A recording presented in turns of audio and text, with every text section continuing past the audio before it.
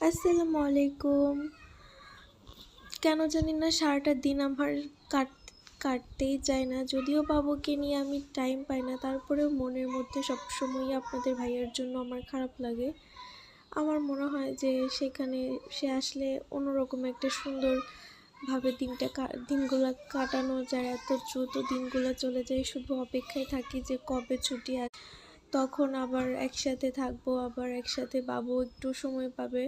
ওর বাবার কাছে থাকতে তো অনেক বেশি পছন্দ করে। এমনি ফোন হাতে নিয়ে নিয়ে সবসময় বলতে থাকে যে বাবা তো এরকম করে বললাম মনের মধ্যে কেমন লাগে। তারপরে এবার যাওয়ার পর আপনাদের ভাইয়া অসুস্থ হয়ে গেছে।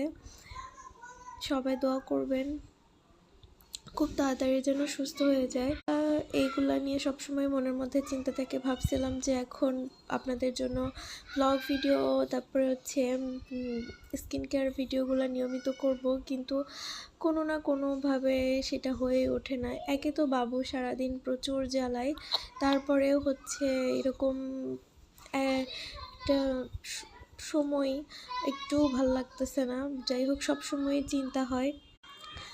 সারাদিনের কাজের মধ্যে আমি সারাক্ষণ বাবুকে রাখি, নিজের গোসল খাওয়া দাওয়া আর শেষে সন্ধ্যাবেলায় ইফতারটুকু জাস্ট রেডি করে দেই। বেশি না, যেহেতু দুজন মানুষের ইফতার, আমার আব্বুর আর আম্মুর, আর বাসায় তো তেমন কেউ থাকে না। আর এই ময়লাগুলো কিন্তু আমি বাইরে ফেলে দেই, মানে যেখানে আমাদের সবজি গাছ লাগানো আছে এগুলো কিন্তু খুব ভালো সারের কাজ করে। আর ওই যে ওইখানে হচ্ছে আমাদের পুকুর খনন করা হচ্ছে। খুব রিসেন্ট আপনাদেরকে একটা আমার মেয়ে ইফতারের সময় কিন্তু সবার সাথে ইফতার করে। যদিও আমি ওকে কোনো ভাজি পোড়ি আইটেম দেই না কি আমাদের একদম বানানোই হয় না, যাতে আমার মেয়ে হচ্ছে ওইগুলো না খেতে চাই, সেই জন্যই কিন্তু বানানো হয় না। এখন ও একটু একটু করে সব কিছু খায় ফেলে, তাও যতটুকু পুষ্টি যাক।